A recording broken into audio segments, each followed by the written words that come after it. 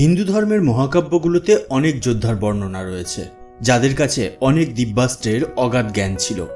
কিন্তু প্রশ্ন হলো, তাদের মধ্যে কার কাছে সবচেয়ে বেশি এবং সবথেকে শক্তিশালী অস্ত্র ছিল?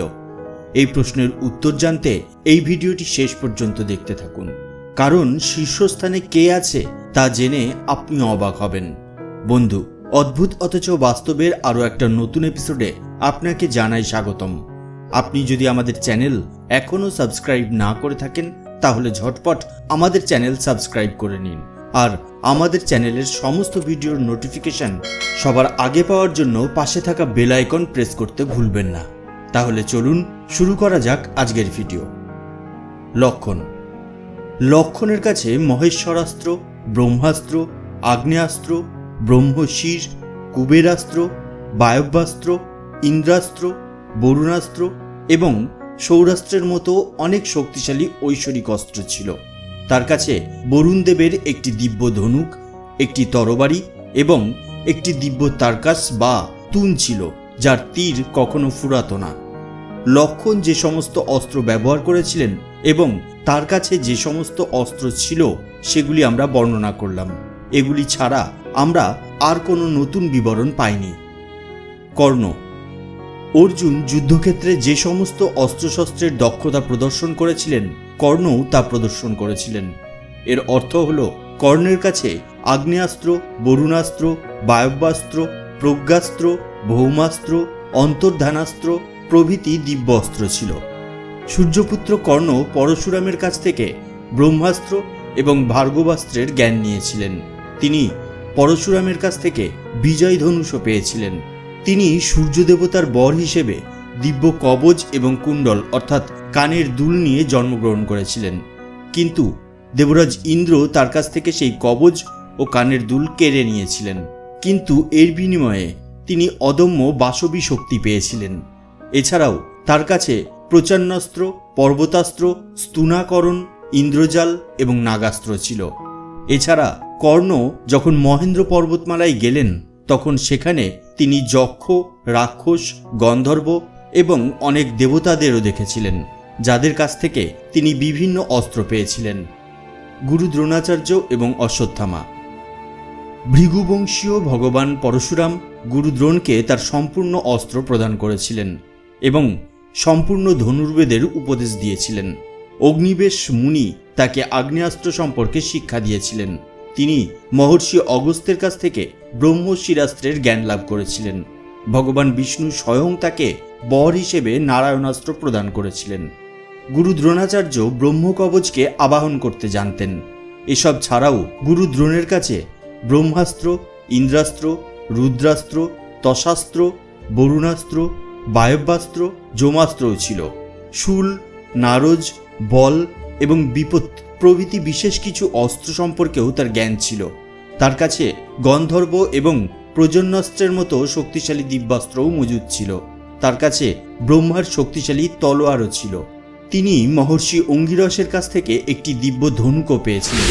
গুরু দ্রোণ তার পুত্র অশ্বত্থামাকে তার প্রায় সমস্ত অস্ত্রের জ্ঞান দান করেছিলেন, যা ব্যবহার করে অশ্বত্থামা কুরুক্ষেত্র যুদ্ধে পাণ্ডব পক্ষের ব্যাপক ক্ষতি সাধন করেছিলেন। মেঘনাদ। রাবণের পুত্র মেঘনাদ, যিনি ইন্দ্রজিৎ নামেও বিখ্যাত ছিলেন, তার কাছে অসীম শক্তিশালী কিছু অস্ত্রশস্ত্র ছিল। সবচেয়ে শক্তিশালী অস্ত্র ছিল তার ভ্রম তৈরি করা তামসিক মায়া। বর প্রাপ্তির কারণে তার মায়া ভেদ করা প্রায় অসম্ভব ছিল। মেঘনাদ ছিলেন অত্যন্ত শক্তিশালী ও মায়াবী। যৌবনে মেঘনাদ রাক্ষসদের গুরু শুক্রাচার্যের সাহায্যে সপ্তযজ্ঞ করেছিলেন এবং শিবের আশীর্বাদে দিব্য রথ, দিব্যাস্ত্র ও তামসিক মায়া লাভ করেছিলেন। নিকুম্ভিল যজ্ঞ শেষ করতে পারলে তাকে পরাজিত করা অসম্ভব হয়ে পড়ত। তার কাছে ছিল ব্রহ্মাস্ত্র, ব্রহ্মশির, নাগপাশ, রুদ্রাস্ত্র, যমাস্ত্র, আগ্নেয়াস্ত্র, অসুরাস্ত্র। এছাড়াও তার কাছে অগ্নি, বরুণ সহ আরও অনেক দেবতাদের মূল অস্ত্র ছিল। কম্ব রামায়ণ অনুসারে তার কাছে পাশুপতাস্ত্র এবং নারায়ণাস্ত্র ছিল, যা তিনি লক্ষণের উপর ব্যবহার করেছিলেন। লঙ্কাপতি রাবণ। রাবণের কাছে চন্দ্রহাস নামে একটি তরবারি ছিল, যা তাকে স্বয়ং ভগবান শিব দিয়েছিলেন। তার কাছে ভগবান শিবের শক্তিশালী অস্ত্র পাশুপতাস্ত্র এবং রৌদ্রাস্ত্রও ছিল। তার কাছে ব্রহ্মার দিব্য বর্ষাও ছিল। এগুলি ছাড়াও তার কাছে আগ্নেয়াস্ত্র, বরুণাস্ত্র, মায়াস্ত্র, সৌরাস্ত্র, গন্ধর্বাস্ত্র, নাগাস্ত্র, গরুরাস্ত্র, তমসাস্ত্র, ইন্দ্রদেবের শক্তি, ইন্দ্রাস্ত্র, বায়ব্যাস্ত্র, ব্রহ্মাস্ত্র, ব্রহ্মশির ও অসুরাস্ত্র প্রভৃতি বহু ধ্বংসাত্মক অস্ত্র ছিল। তিনি 4টি বেদ সম্পর্কে জ্ঞানী ছিলেন। তার মধ্যে একটি উপবেদ, যা ধনুর্বেদ নামে পরিচিত, তার সম্পূর্ণ জ্ঞানও ছিল তার কাছে। এর মানে রাবণ সকল অস্ত্রে পারদর্শী ছিলেন। তিনি ভগবান শিবের কাছ থেকে তন্ত্রমন্ত্র ও মায়ার জ্ঞান লাভ করেছিলেন, যার ভিত্তিতে তিনি মায়া ব্যবহার করে বহু মারাত্মক অলৌকিক ক্ষমতাসম্পন্ন অস্ত্র তৈরি করতে পারতেন। রাবণ নিজের কাছে নিজেই একটি অস্ত্র ছিল। তার প্রচুর শারীরিক শক্তি ছিল এবং ভগবান ব্রহ্মার যে কবচ তিনি পরিধান করতেন তা কোনো অস্ত্রই ভেদ করতে পারত না, শুধুমাত্র একটি অস্ত্র ছাড়া, যা শ্রীরাম শেষ পর্যন্ত তার উপর ব্যবহার করেছিলেন। অর্জুন অগ্নিদেবের কাছ থেকে গান্ডীব ধনুক, 2টো অফুরন্ত তুন যেখানে তিনি তার বাণ রাখতেন এবং একটি অবিনাশী রথ উপহার স্বরূপ পেয়েছিলেন। ভগবান শিবের কাছ থেকে তিনি রুদ্রাস্ত্র ও পাশুপতাস্ত্র পেয়েছিলেন। তিনি কুবেরদেবের কাছ থেকে অন্তর্ধানাস্ত্র প্রাপ্ত করেছিলেন। আগ্নেয়াস্ত্র, ব্রহ্মশির, সুর, নারদ এবং ব্রহ্মাস্ত্র তাকে গুরু দ্রোণাচার্য দিয়েছিলেন। ইন্দ্রদেবের কাছ থেকে তিনি বজ্রাস্ত্র, মহেন্দ্রাস্ত্র, ইন্দ্রাস্ত্র প্রাপ্ত করেছিলেন। যমরাজ স্বয়ং তাকে তার যমদণ্ড এবং এর ব্যবহার পদ্ধতির জ্ঞান জানিয়েছিলেন। সেই সঙ্গে যমরাজ তার গদাও অর্জুনকে দিয়েছিলেন। বরুণদেব তার শক্তিশালী পাশ বরুণ পাশ অর্জুনকে দিয়েছিলেন। তার কাছে একটি সম্মোহনী অস্ত্র ছিল, যা শত্রুকে ঘুম পাড়িয়ে দিতে পারত।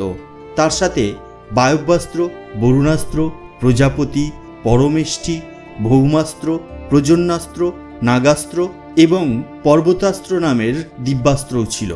তার কাছে কিছু বিশেষ অস্ত্র যেমন বিশোষণ, শব্দভেদ, মহেন্দ্রাস্ত্র, সুরজাস্ত্র, ত্রস্ত্রাস্ত্র, মাগ্রান, গরুরাস্ত্র, সপ্তর্ষি অস্ত্র, গন্ধর্বাস্ত্র, স্থূনাকরণাস্ত্র, জ্যোতিক্ষা, শালভাস্ত্র এবং অঞ্জালিকা ও নালিকা নামে আরও অনেক দিব্যাস্ত্র ছিল। মহাভারতের ভীষ্ম পর্বের অধ্যায় 121 অনুসারে পিতামহ ভীষ্ম সরসজ্জায় শুয়ে বলেছিলেন যে শ্রীকৃষ্ণ ছাড়াও অর্জুনই 3 জগতের একমাত্র যোদ্ধা যার কাছে ত্রিদেব অর্থাৎ ব্রহ্মা, বিষ্ণু এবং মহাদেবের দিব্যাস্ত্র মজুত আছে। তিনি বসু, মরুত, সিদ্ধ, শক্তি, রাক্ষস এবং নৈরতা সম্পর্কে সমস্ত অস্ত্রের জ্ঞান অর্জন করেছিলেন। অর্জুন যুধিষ্ঠিরের কাছ থেকে এক অনন্য জ্ঞান লাভ করেছিলেন, যা প্রতিস্মৃতি নামে পরিচিত। এর মাধ্যমে অর্জুন দুর্গম আকাশ অঞ্চলে পৌঁছে বিভিন্ন দেবতাদের কাছ থেকে বিভিন্ন অস্ত্রের জ্ঞান লাভ করতে সক্ষম হন।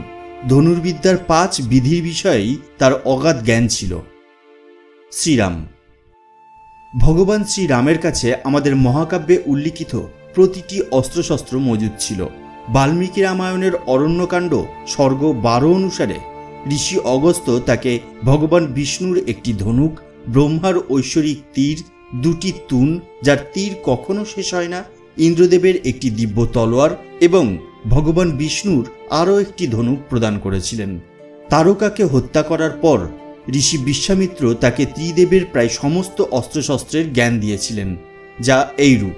প্রথমে তিনি শ্রীরামকে দণ্ডচক্র, ধর্মচক্র, কালচক্র এবং ইন্দ্রচক্র নামক অস্ত্র দান করেছিলেন।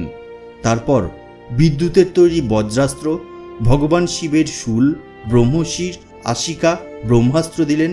প্রচণ্ড ভারী বশীখর নামের এক গদা প্রদান করেছিলেন। এছাড়াও অশনি ও পিনাকের পাশাপাশি নারায়ণাস্ত্র, আগ্নেয়াস্ত্র, বায়ব্যাস্ত্র এবং ক্রোচ অস্ত্রও তাকে দেন। সেই সময় তাকে কিছু পাশও দেওয়া হয়েছিল, যার মধ্যে ধর্মপাশ, কালপাশ এবং বরুণ পাশ প্রধান। অসুরদের ব্যবহৃত কঙ্কাল, মুসল, ঘোর কপাল এবং কিঙ্কিরির মতো অস্ত্রও তাকে দেওয়া হয়েছিল।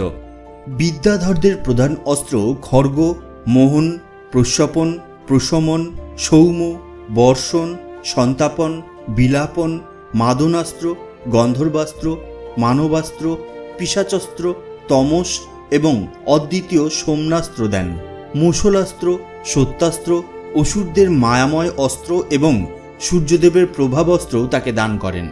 এগুলি ছাড়াও সোমদেবতার ব্যবহৃত শিশির ও দারুণ নামের অস্ত্র তাকে দেওয়া হয়েছিল।